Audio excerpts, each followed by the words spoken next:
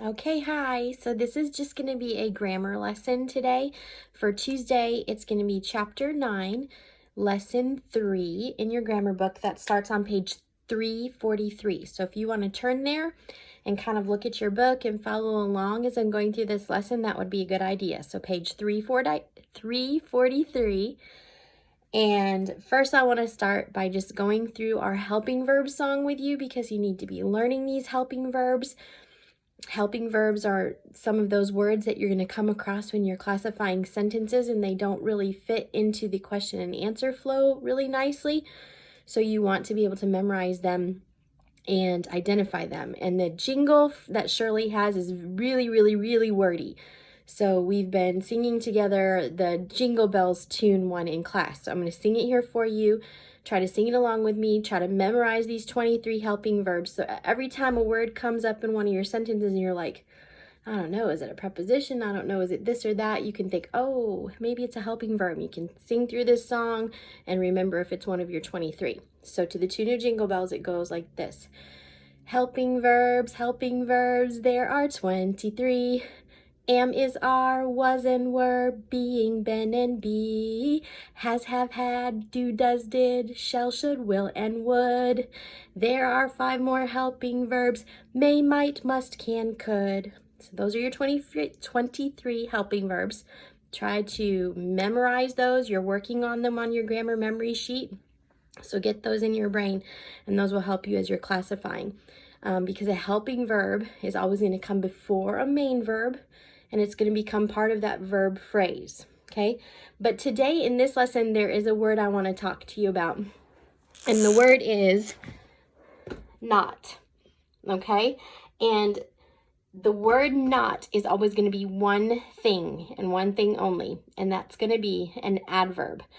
And when we think of our adverb questions, how, when, and where, it doesn't fit very nicely either. So you just need to remember whenever you see the word not, that's going to be an adverb describing or modifying our main verb, okay? And oftentimes that word not is going to separate our verb phrase, okay?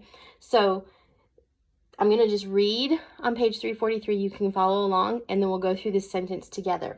But sometimes the helping verb can be split from the main verb by the adverb not, which is what I just said. Not is often confused as part of the verb phrase, but it is actually just an adverb. It is not part of the verb phrase. The adverb modifies the verb. And in the question and answer flow, the word not is an adverb that does answer the question how. It's just a little awkward when we ask it. So not is a negative word, okay? It means no. And most negative words are adverbs telling us how or to what extent. So you should never use more than one negative word in a sentence. What I mean by that, for instance, this sentence says, we did not know about the meeting. Well, another thing we could do here is we could make this word did and this word not, we could crunch them together and make a contraction and make it don't. But what we definitely would never do is say, we don't not know, because don't and not are both negative words. Both of them have the meaning no to them. Don't means do not, or did not, didn't. We didn't not know. We wouldn't do that either, okay? But did not means didn't, do not, don't. We would never use those two words, which already give us the meaning of no, along with the word not. Never, ever have two negative words together in a sentence, okay? So let's look at this actual sentence here, okay? We did not know about the meeting. If we're classifying this sentence, what we always want to look for first is our subject, okay? What is our subject noun, okay? Who or what is this whole sentence about? Well, it's about we. So is we a person, place, or thing? It's a person, it's people, right? But it's that word that takes the place of a noun. So this would be our subject pronoun, SP. instead of a subject noun, okay? Because we is definitely one of our pronouns, okay? So we, and what were we doing? What's the action here? What is being said about we? Well, know, okay? Know is going to be our main verb, okay? But there's a couple of words here in between our subject noun and our verb. So did. Well, let's think through some of our questions. What kind, which one, how many? That makes no sense. How, when, where, no, that doesn't make any sense. So let's go back to the beginning of our lesson when we sang our song.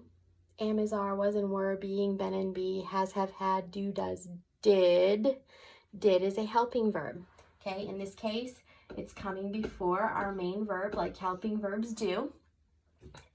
And it forms our verb phrase, did know. So here's our verb phrase, did know, but I'm going to underline both of those twice because our verb phrase is part of our predicate, okay? Now the word not, I already told you, we said is going to be a what part of speech? An adverb every time, okay? And here's the thing. I could tell you how to use the word how, the question how, but how did he know? He did not know. That's kind of tricky. So really the best thing for you to do with sentences is just to do a quick scan at the beginning of any sentence. And if you see the word not, it's going to be an adverb. Okay, just know that in your brain because you can think, how did he know? Well, he did not know. So that makes sense, but it's a little bit awkward when we do our question and answer flow. So do a quick scan of your sentences, and when you see the word not, just remember to always label it an adverb, okay? Now we did not know about the meeting, okay? So what would we say about the word about? And this is one of those kind of tricky prepositions again. This is kind of a directional word. It's kind of showing a direction. The mouse went about the box. Here's my silly little mouse. I'm not a very good artist. You all know this about me, okay? But the mouse ran about the box, okay?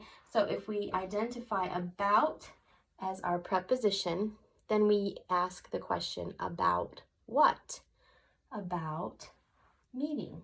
So our object of our preposition is meaning, and the word the is always an article adjective. A, and the are always article adjectives. Okay, so we've classified this sentence. Now we need to know what type of a sentence it is. We did not know about the meeting. Well, it's simply stating a fact. It's not giving a command to anyone. It's not showing any strong emotion, and it's not asking a question. It is a declarative statement. And these are still our pattern 1 sentences.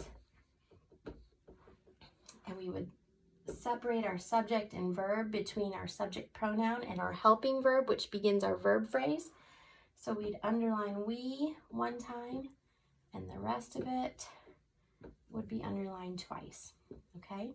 But our main takeaway thing here today, our new concept, is this word not, okay? And not is always going to be an adverb. Remember that the word not demonstrates the meaning no, or a negative meaning. So it's always going to be classified as an adverb.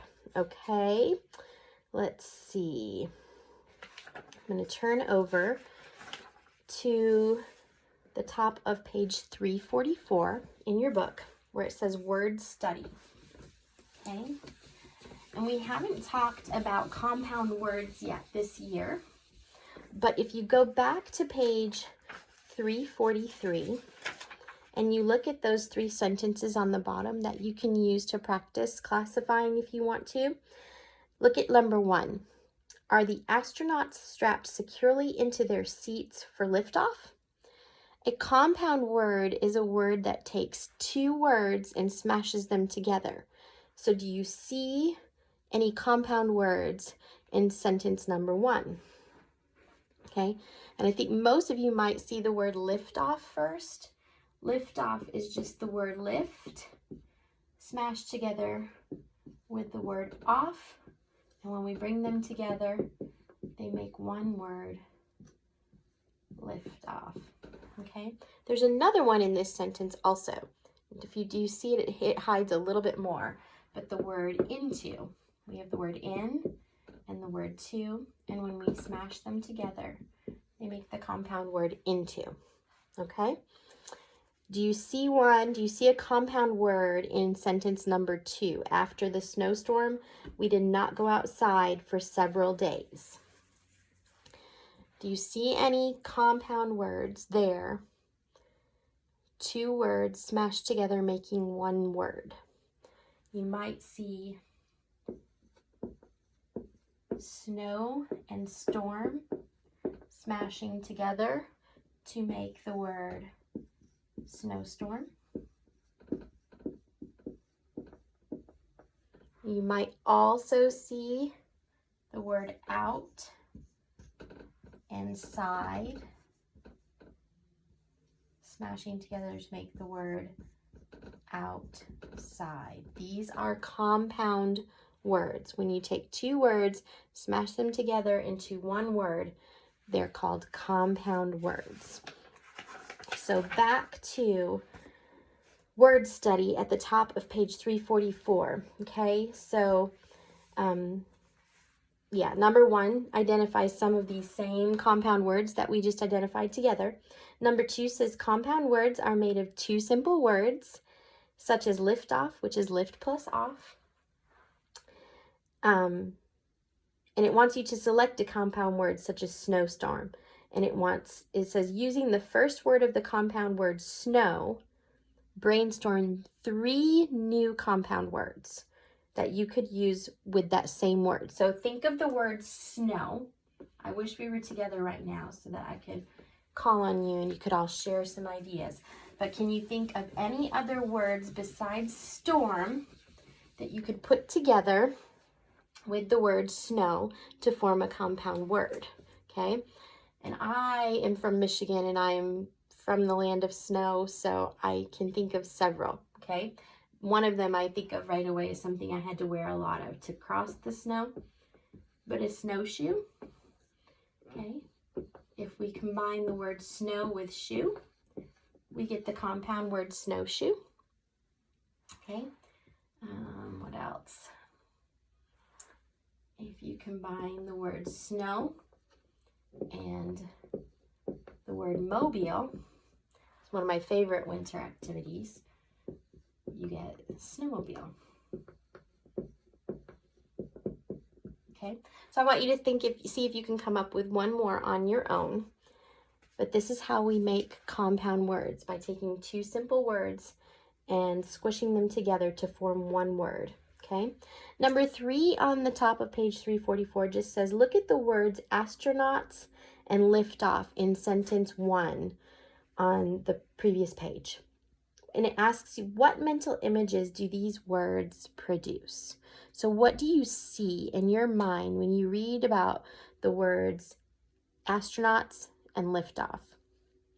Obviously, you're probably picturing something blasting off of a launch pad in Florida, right? With astronauts inside. So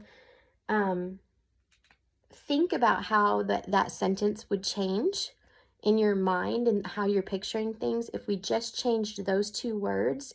If we changed astronauts out with the word pilots, and if we changed liftoff to the word takeaway or takeoff.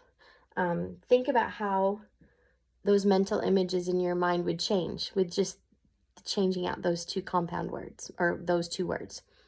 Okay.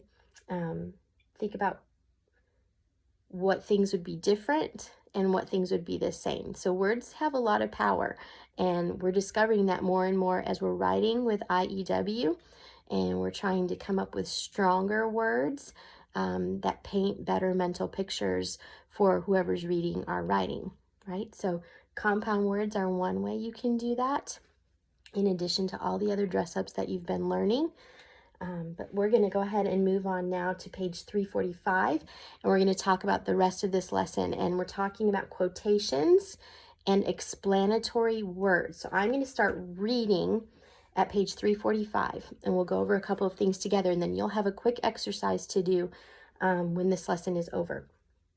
Quotations are the exact words spoken by someone, and a written quotation is identified with quotation marks. So if you don't already know, which I'm sure most of you do, these are quotation marks. So whenever you see these marks in something you're reading or whenever you're writing, you want to make sure that whatever's inside these marks are something being directly spoken by someone. So either you're quoting somebody in a research article, or you're having one of your characters in a fictional writing that you're writing speak and say things and have dialogue with other characters. Okay, so whatever is written between quotation marks is what is being spoken, okay? So quotation marks are the special punctuation marks placed at the beginning and the end of that direct quotation. So someone starts talking as soon as you see this quotation mark, and they stop talking as soon as you see the end quotation mark, okay? So quotations usually begin with explanatory words, and you can see that right there in the middle of page 345. Explanatory means to explain.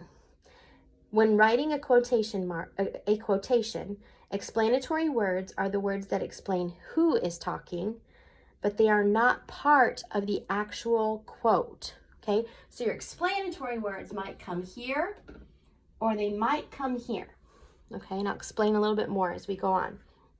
Explanatory words usually contain a speech-related verb such as said, or asked, or repeated, or replied, whispered, explained, okay? So even words that describe mental actions can count as speech-related words, okay? So if this sentence was saying, Mrs. Fisher thought, I wish I were teaching at school, okay? You're quoting my actual thought. The explanatory words explain that it was me speaking, or thinking in this case, and and the explanatory words told you the action that I was thinking it. Mrs. Fisher thought, or you could change it to Mrs. Fisher explained, or Mrs. Fisher exclaimed, man, I wish I were teaching at school. Okay, so the explanatory words can come out front before the actual speaking, or they can come after sometimes. Mrs. Fisher, excuse me, just a second. Man, I wish I was teaching at school, replied Mrs. Fisher. Or, man, I wish I was at school teaching, sighed Mrs. Fisher. Okay, so sometimes your explanatory words can come after, but the explanatory words are the words that are telling you who's doing the speaking in the quote and what the action is. It kind of gives you maybe a little bit of their emotion or a little bit of their character. Are they whispering it? Are they shouting it? Those are what the explanatory words are doing. They're not part of what is actually being spoken, okay? They're just telling you how it's being spoken. So there is an example here in the middle of page 345 that says, you may play after you eat, said Dad. So the explanatory words in that sentence are, said Dad, okay? All right, now we get to reference 129, and it's very important. It's talking about the punctuating of an ending quote, okay? So in an ending quotation, the quote is at the end of the sentence. So in this case, there would be nothing after it because the quote is going to be at the very end of the sentence, okay? So you will use 4 steps to punctuate an ending quote, okay? You're going to place quotations at the beginning and the end of what is being said. That's your first step. Your first step is to place the quotes or the quotations, the quotation marks. Okay, that's your first step. Find what is being said and put your quotation marks around what is being said. Okay? Your second step, I've just turned the page now to 346, is that you're going to capitalize the first word of the explanatory words.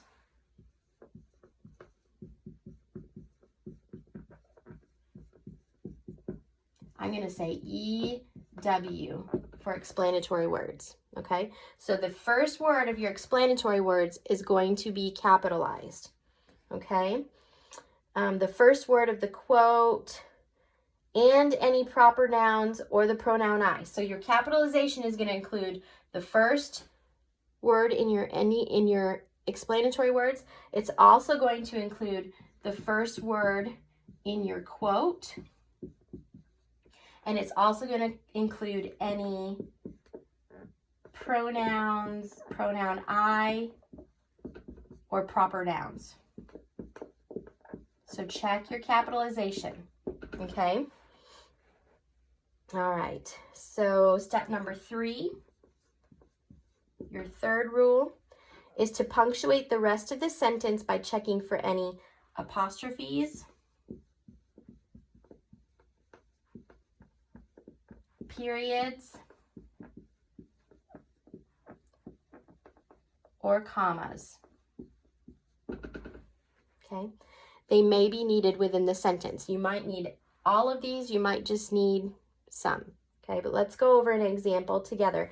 Step 4, then, you'll check the pattern. So the fourth step is to check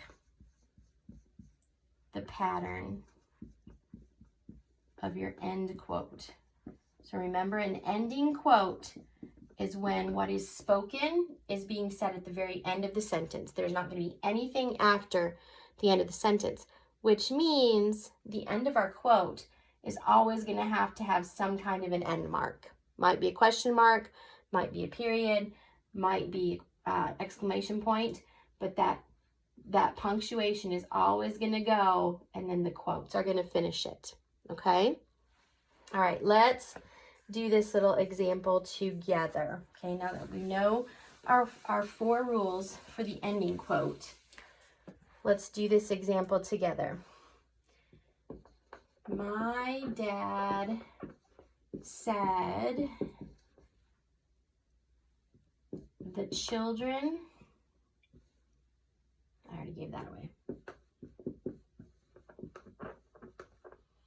and I are visiting Mr. Dave's today. All right, so going back to our rule, okay, our 4 steps, I should say. Our first step is to find that direct quotation. What is being said here, okay? Well, what's being said is, the children and I are visiting Mr. Dave's today. That's what's being said. So we need quotations at the beginning of that and at the end of that. And this is an end quotation, okay? So you should be able to see our quotation marks at the very beginning of what's being spoken, all the way to the end of what's being spoken, okay?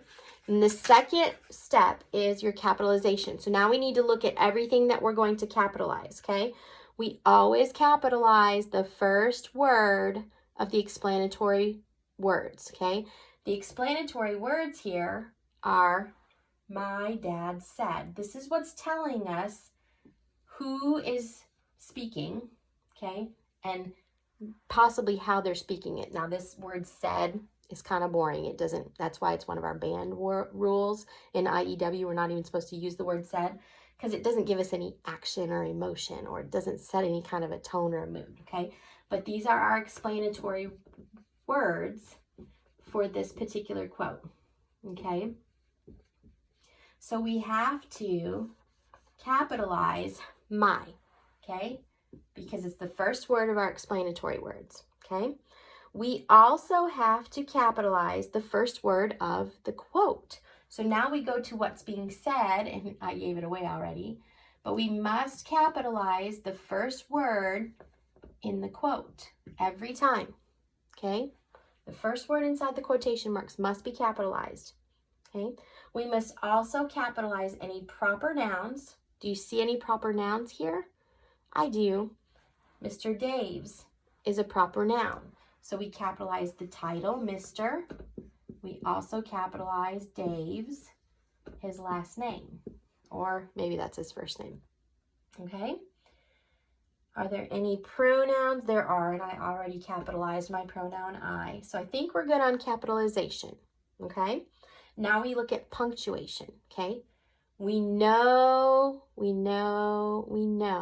that this is going to have an end mark. Every sentence has to end with an end mark, and our quote ends right here. So my dad said the children and I are visiting Mr. Dave's today, period. There's no emotion. It's not a strong feeling that's being presented there. It doesn't say my dad shouted or my dad whispered, okay? So we can just end that with a period, okay? How about any apostrophes?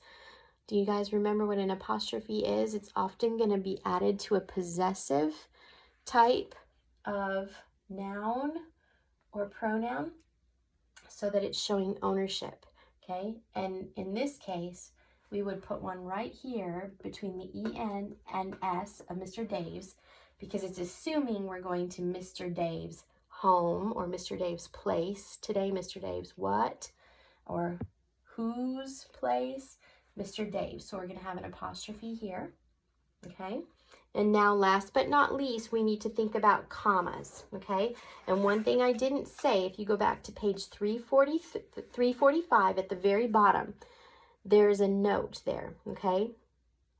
And it says, first of all, at step 1, it says put a comma after the explanatory words. That is very important. After explanatory words, before our quote, we always put a comma, okay? So my dad said, comma, quote, capital, the children and I are visiting Mr. Dave's today, end mark, okay? There's another note down at the bottom of the page that says no comma is used after the last word of an ending quote, okay? Only an end mark. An ending quote is going to end with an end mark and never a comma, okay?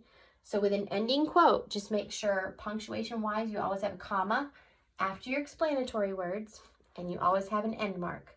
Then all you have to do is check for apostrophes or other special punctuation like a period after an abbreviation.